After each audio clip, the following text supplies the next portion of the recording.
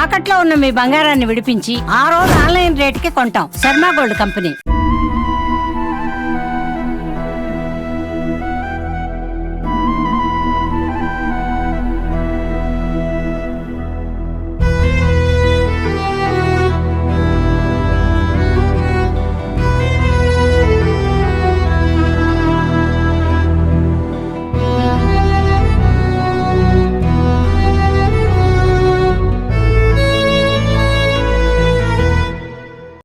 ఏదైతే హైదరాబాద్ మూసాపేట పరిసర ప్రాంతంలో కట్టుకున్న భార్యనే తన అక్రమ సంబంధానికి అడ్డొస్తుందని చెప్పేసి చంపేసి దాన్ని ఆత్మహత్యగా చిత్రీకరించడం జరిగింది. ఆ వృద్ధ విధాన ఘటన హైదరాబాద్లో సంచలనం సృష్టించింది. ప్రస్తుతం ఆ స్రవంతి ఇంటి దగ్గర ఉన్నాము. స్రవంతి సమీప బంధువులు మనతో పాటు ఒకరు ఉన్నారు. అసలు ఏం జరిగింది, వాళ్ళకు పెళ్ళై 14 సంవత్సరాలు అవుతుంది. గత 2 సంవత్సరాలుగా వారి ఇద్దరి మధ్యలో విభేదాలు వచ్చి దాని పెద్ద మనుషుల దగ్గరికి, స్టేషన్ల దగ్గరికి వెళ్ళేసి విడుపు కాగితాలు రాయించుకునే వరకు వెళ్ళిపోయింది. కానీ గత వారం రోజుల క్రితము ఆ స్రవంతి భర్తే నేను నా భార్యను తీసుకుపోతానని చెప్పేసి ఇంటికి వచ్చి మరి తీసుకొని వెళ్ళి అదే రాత్రి తనకు చివరి రాత్రి అయిపోయింది. ప్రస్తుతం స్రవంతి సమీప బంధువులు మనతో పాటు ఒకరు ఉన్నారు. వారితో మాట్లాడే ప్రయత్నం చేద్దాము. మీ పేరు ఏం పేరండి? నా పేరు వనజ అండి. నేను స్రవంతి వల్ల వదినను. అసలు అంటే మీకు స్రవంతి మీతో ఎలా ఉండేది? లాస్ట్ టైము ఒక వారం రోజుల క్రితం కూడా ఇక్కడికి వచ్చినప్పుడు స్టేషన్లో విడుపు కాగితం జరిగింది అని చెప్పేసి ఇక్కడ పెద్ద మనుషుల ద్వారా తెలిసింది. అసలు ఆ టైంలో ఏం జరిగింది? వీళ్ళ దాంపత్య జీవితం ఎలా ఉండేది? వీళ్ళకి మధ్యలో ఎందుకు గొడవలు వచ్చాయి? యాక్చువల్లీ వీళ్ళకు మధ్యలో ఎలాంటి గొడవలు లేవండి. 13 ఇయర్స్ చాలా బాగా కలిసి ఉన్నారు వీళ్ళు. తర్వాత మధ్యలో మహేశ్వరి అనే ఒక అమ్మాయి, బుక్య మహేశ్వరి, వీళ్ళది పాపయ్యపేట. ఈ బానోత్ మహేశ్వరి అనే అమ్మాయి వీరి యొక్క దాంపత్య జీవితం మధ్యలోకి ఎంటర్ అయింది. ఆమె ఎంటర్ అయిన తర్వాత ఈ మహేశ్వరి ఎంటర్ అయిన తర్వాత వీళ్ళకు డిస్టర్బెన్సెస్ స్టార్ట్ అయినాయి. అప్పటి నుండి ఆ అమ్మాయితో కలిసి ఉండడం, తిరగడం చేస్తూ ఉన్నాడు. అయితే తను చెప్పింది, నేను నీతో కలిసి ఉండను, నువ్వు తనతో ఉండు, నో ప్రాబ్లం, కానీ నన్ను, నా పిల్లల్ని ఇబ్బంది పెట్టకు, నన్ను హింస పెట్టకు, బాధ పెట్టకు అని చాలాసార్లు తను వేధించుకున్నది, రోధించుకున్నది, బాధపడింది. అంటే ఇప్పుడు ప్రవీణ్ కున్ను స్రవంతికి మధ్యలో ఈ అమ్మాయి మహేశ్వరి రావడం వల్లనే ఈ గొడవలు స్టార్ట్ అయ్యాయి. అప్పటి వరకు ఏ గొడవలు లేవు వీళ్ళకు, చాలా చక్కగా కలిసి ఉన్నారు వీళ్ళు. ఈ మహేశ్వరి అనే అమ్మాయి ఎంటర్ అయిన తర్వాతే వీళ్ళలో గొడవలు స్టార్ట్ అయ్యాయి. ఆ తర్వాత వీళ్ళు 6 నెలల నుండి చాలా దూరం ఉన్నారు. దూరం ఉండి ఆ తర్వాత ఒక సండే రోజు వచ్చారు వాళ్ళు పండుగని. ఇక్కడికి వచ్చిన తర్వాత స్రవంతిని కొట్టాడు ఇతను. ఎందుకు కొడుతున్నావు, నన్ను ఎందుకు ఇబ్బంది పెడుతున్నావు, నేను నీతో కలిసి ఉండను, నాకు విడాకులు ఇచ్చేయనంటే సరే అని చెప్పేసి విడాకుల పత్రం కూడా రాసుకున్నారు వీళ్ళు. రాసుకున్న తర్వాత తెల్లారి ఆయన వచ్చేసి, లేదు నువ్వే కావాలి, ప్లీజ్ నేను నీతో కలిసి ఉంటా, నా పిల్లలు కావాలి, నువ్వు కావాలి అనేసి కాళ్ళల్లో పడి ఏడవడం, మొక్కడం, చాలా బ్రతిమలాడాడు. బ్రతిమలాడిన తర్వాత అందరూ అరే ఒకసారి అవకాశం ఇవ్వమ్మా అని చెప్పేసి చెప్తే సరేతి అని చెప్పేసి ఒక 10 తులాల బంగారం వాళ్ళ అమ్మ వాళ్ళ దగ్గర ఉంటే అది కూడా తీసుకొని పిల్లల్ని తీసుకొని హైదరాబాద్ వెళ్ళారు వాళ్ళు. హైదరాబాద్ వెళ్ళిన తర్వాత ఆ హైదరాబాద్ వెళ్ళిన అదే రాత్రి ఆయన వెళ్ళిన వెంటనే 1 గంట సేపు గొడవ పడ్డాడంట. నువ్వు మీ అన్నకు చెప్తావా అంటే విడుపు కాగితం రాయించుకున్న తర్వాత మళ్ళా తన భార్యను తీసుకుపోవాలన్న ఆలోచన వచ్చింది. దాన్ని మీరు నమ్మారు, తన భార్యను తీసుకుపోతున్నారు. నమ్మించాడు. ఎలా నమ్మించాడు అని అంటే, ఈ యొక్క బంగారం కోసం, డబ్బు కోసం పిల్లల మీద ఆస్తి రాయించింది కదా విడుపు కాగితంలో.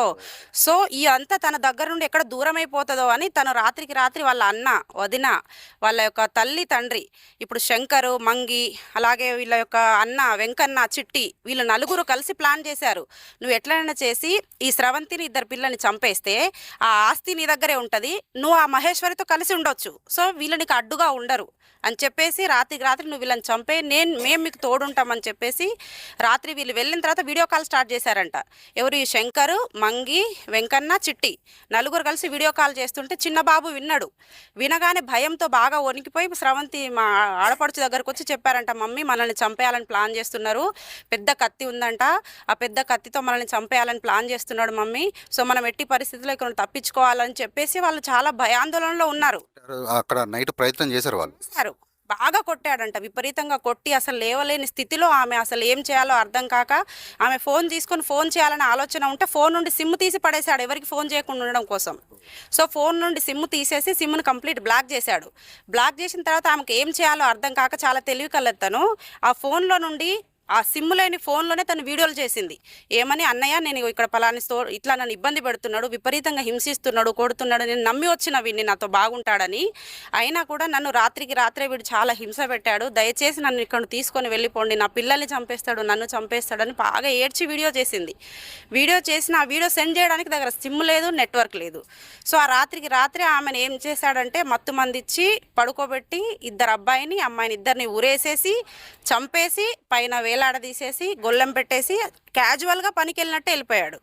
వెళ్ళిపోయినాక చుట్టుపక్కల ఉన్న వ్యక్తులు అందరూ వచ్చి అయ్యో ఇంకా రావట్లేదు ఇంకా లేవట్లేదు అని డోర్లు కొట్టి చూసిన తర్వాత అప్పటికే చంపేసి ఆయన క్యాజువల్గా ఉన్నట్టు నటించారు వాళ్ళు. వీళ్ళ దాంట్లో ఖచ్చితంగా ఈ యొక్క ప్రవీణ్ వాళ్ళ అమ్మ, నాన్న, వాళ్ళ అన్నయ్య, వదిన వీళ్ళు 5గురు కలిసి ప్లాన్ చేసుకొని మా ఆడపడుచును ఇద్దరు పిల్లల్ని చంపేయడం జరిగింది. తనంత పిరికి పంద అసలే కాదు. అలా చనిపోయి ఉండుంటే ఈ మహేశ్వరితో కలిసి అర్ధనగ్నంగా వీళ్ళు ఫోటోలు తీసి వీడియోలు తీసి చాలా భయంకరంగా ఆమెను హింసించిన రోజులున్నాయి 2 సంవత్సరాల నుండి. అప్పుడే చనిపోయేది తను. ఆమె అసలు పిరికి పంద కాదు. ఆమె ఆత్మహత్య చేసుకునేంత బలహీనమైన స్థితి తనది కాదు. ఆమె ఫిజికల్గా మెంటల్గా చాలా స్ట్రాంగ్. ఇక్కడ స్రవంతి ఆడపడుచు చెప్తున్నట్టు వాస్తవంగా స్రవంతి చాలా తెలివికలరాలు. ఎందుకంటే తన భర్త తన ఇక్కడి నుంచి ఏదైతే రోజు పంచాయతీ జరిగిందో ఆ రోజు తీసుకువెళ్ళిన తర్వాత తన ఫోన్లో ఉన్నటువంటి సిమ్ను తీసేసినా కూడా ఇప్పుడు నేను చనిపోతున్నాననే విషయం నా ఫ్యామిలీకి తెలవాలనే ఒక ఉద్దేశంతో తను ఆ ఫోన్లోనే తను సెల్ఫీగా తన వీడియోని రికార్డ్ చేసింది. నేను చనిపోతున్నాను, నన్ను చంపేస్తాడు, నన్ను కాపాడండి అన్నయ్య అంటూ తన భాషలో తన వీడియో రికార్డు చేసి తను పెట్టడం జరిగింది. అలాంటి మంచి మనిషి స్రవంతి తన ఒక పిరికితనంతోనే అది చచ్చిపోయేంత అమాయకురాలు కాదు.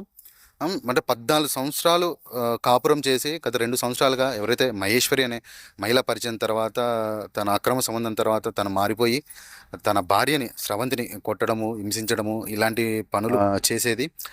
ఆ తర్వాత మనుషుల ద్వారా దీన్ని పంచాయతీ చేసి విడుపు కాగితం రాయించుకునే క్రమంలో ఆ విడుపు కాగితంలో నీతో నేను వస్తాను, నా పిల్లలకే నా ఆస్తి చెందాలని చెప్పేసి ఒక లిటిగేషన్ పెట్టడం వల్ల అప్పుడు తన ప్రవీణ్ మదిలో కలిగిన ఒక ఆలోచనే ఇది తన చావు దాకా తీసుకొచ్చింది. ఇంకా మీతోనే ఎలా ఉండేది స్రవంతి? అసలు మీకు చివరిగా మీతో ఎప్పుడు మాట్లాడేది? సండే రోజు మా ఇంటికి వచ్చారండి. వచ్చినప్పుడు తను చాలా రిక్వెస్ట్ చేసింది, అన్నయ్య నేను వెళ్ళను వాడితోటి, అస్సలే వెళ్ళను, నాకు అసలు వెళ్ళే ఇంట్రెస్టే లేదు, నాకు అసలు తనతో కలిసి ఉండే ఇంట్రెస్ట్ కూడా లేదు, నేను నా పిల్లలిద్దరిని చూసుకొని నేను బ్రతికేయగలను, కూలో నాలో చేసుకుని నేను బ్రతుకుతానా, నేను తనతో కలిసి వెళ్ళనని రిక్వెస్ట్ చేసింది తను. అప్పుడు వాళ్ళ అన్న వాళ్ళు కూడా చెప్పారు, సరే చెల్లె నువ్వు వెళ్ళకు, కాకపోతే ఏంటంటే పిల్లలు ఉన్నారు కదా, సో పిల్లలను ఒక్కసారి అవకాశం ఇయ్యి, వాళ్ళ వాళ్ళ వాళ్ళ పేరు మీద ఆస్తి అంతా రాసేసాం మనం, సో నీకు కానీ ప్రవీణ్కి కానీ ఏ ఆస్తి చెందదు, ఇద్దరు పిల్లల పేరు మీద ఉంటుంది, సో నువ్వు భయపడకు, మేము నీకు తోడున్నాం, నీకు ఏదైనా భయం అనిపిస్తే వెంటనే మాకు ఫోన్ చేయి, నేను ఏ సమయంలోనే మేము రెస్పాండ్ అవుతామని చెప్పినప్పుడు సరే అన్న అని చెప్పి 2 రోజులు ఇక్కడ ఉన్నారు వాళ్ళు.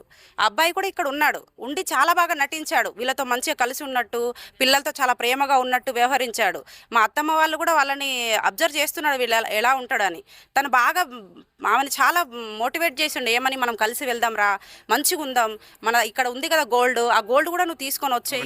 ఇప్పుడు ఇదంతా జరిగేటప్పుడు గోల్డ్ కొరకు కూడా కొరకే గోల్డ్ ఇక్కడ అత్తమ్మ వాళ్ళ ఇంట్లో ఉంది, సో ఆ గోల్డ్ 10 తులాల గోల్డ్ నువ్వు పట్టుకొని వచ్చేయి, మనం కలిసి ఉందాం, నువ్వు పట్టుకొని వస్తేనే మనం కలిసిపోదాం అని చెప్పి ఆ గోల్డ్ కోసం 2 రోజులు వెయిట్ చేసిండు ఇక్కడ వాడు. ఇప్పుడు చనిపోయిన రోజు గోల్డ్ తనతోనే ఉంది, తనతో 10 తులాల గోల్డ్ ఉంది, కొంత అమౌంట్ ఉంది, సో ఆ మూసాపేటలో తన ఓన్ హౌస్ ఉంది, ఆ హౌస్ మూసాపేటలో అంటే వీళ్ళు బతుకు తెరువు కోసం అక్కడికి వెళ్ళారంటే ఓన్ హౌసా? బ్రతుకు తెరువు కోసం వెళ్ళి అక్కడ ప్రతిరోజు మార్నింగ్ టిఫిన్స్ వండి పెట్టడం, మధ్యాహ్నం లంచ్ వండి పెట్టడం చేస్తూ తను కొంత డబ్బును సొంతంగా సంపాదించింది. అత్తమామలు ఇవ్వలేదు, అమ్మా నాన్నలు ఇవ్వలేదు, తను సొంతంగా కష్టపడి రాత్రి పగలు కష్టపడి ఒక ఇల్లు ఒక ప్లాట్ తను సొంతంగా కొనుక్కుంది అమ్మాయి. అంత స్ట్రాంగ్ ఉన్న అమ్మాయి ఆత్మహత్య ఎందుకు చేసుకుంటుందండి? అంత అవసరం ఏంటి తనకు? అట్లా చేసుకునేది ఉంటే 2 సంవత్సరాల క్రితమే చనిపోయేది ఆమె. కానీ వీడు కావాలని ఆ మహేశ్వరి అనే అమ్మాయి కోసం, ఆమెకు బంగారం ఇవ్వడం కోసం, ఆమెతో కలిసి ఉండడం కోసం వీళ్ళను నమ్మించి మోసం చేసి రాత్రికి రాత్రి చంపేసి ఊరేసినట్టు నటించిండు వీడు. అంతేగాని మా ఆడపడుచు అంత బలహీనమైన వ్యక్తి కాదు, తన ఎట్టి పరిస్థితుల్లో ఆత్మహత్య చేసుకోదు, వాడే చంపిండు, వానికి ఖచ్చితంగా ఉరిశిక్ష వేయాలి. వాళ్ళ తల్లిని, తండ్రిని, అన్నని, వదినని కూడా వదలకూడదు. ఎందుకంటే అసలు మెయిన్ పాత్రధారులు వాళ్ళే. అసలు వాళ్ళు పెళ్లి చేసి ఇక్కడ నుండి తీసుకొని వెళ్ళినప్పటి నుండి ఏ రోజు వాళ్ళు ఓర్వలేదు. ఎప్పుడు చూసినా ఆ ప్రవీణ్ వల్ల ఇప్పుడు మహేశ్వరి ఆమెను ఎవరైతే ఉంచుకున్నాడో ఆ ఉంచుకున్న ఆమెను ఇళ్ళకి తీసుకొని రావడం, వాళ్లకు సపోర్ట్ చేయడం, ఆ మహేశ్వరిని ప్రోత్సహించి ఆమెను గుళ్ళకు తీసుకెళ్లి పెళ్లి చేసి చేసింది వాళ్ళ అన్న వాళ్ళ వదిన. ఆ వీడియోస్ కూడా ఉన్నాయి, ఆ ఫొటోస్ కూడా ఉన్నాయి. వీళ్ళు ట్విన్ మ్యాచింగ్ చేసుకుంటూ వాళ్ళ అన్న వాళ్ళ వదిన వీళ్ళందరూ కలిసి ఆ మహేశ్వరిని చేరదీస్తున్నారు వాళ్ళు.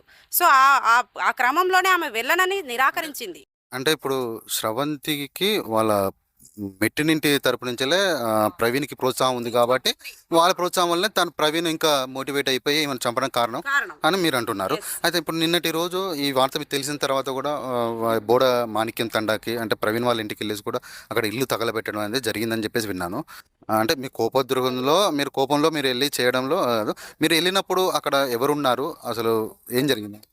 తెల్లారగట్ల 2-3 గంటలకి వాళ్ళకి ఆల్రెడీ ఇంటిమేషన్ వెళ్ళిపోయింది. వీడు రాత్రి చేసిందంతా అందరు కలిసి వీడియో కాల్లోనే ఉన్నారు వీళ్ళు. ఈయన ఎలా చంపుతున్నాడో కూడా చూశారు వాళ్ళు.